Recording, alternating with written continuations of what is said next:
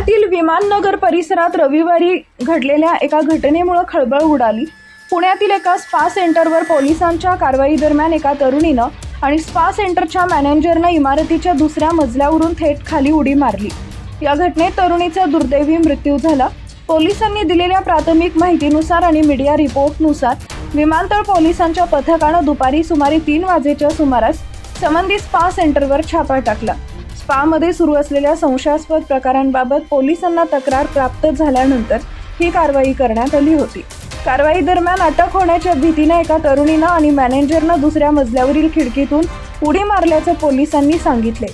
उडी मारल्यानंतर दोघेही गंभीर जखमी झाले। जखमी अवस्थेत त्यांना तातडीनं रुग्णालयात हलवण्यात आलं, मात्र तरुणीचा उपचारापूर्वीच मृत्यू झाल्याची माहिती समोर आली आहे। मॅनेजरच्या पायाला गंभीर दुखापत झाली असून त्याच्यावर सध्या उपचार सुरू आहेत। संबंधित स्पामध्ये देहविक्री सुरू असल्याचा संशय व्यक्त करण्यात आलाय। या प्रकरणी व्यवस्थापक आणि मालकाविरोधात अनैतिक मानवी व्यापार प्रतिबंधक कायद्यानुसार गुन्हा दाखल करण्याची प्रक्रिया सुरू आहे।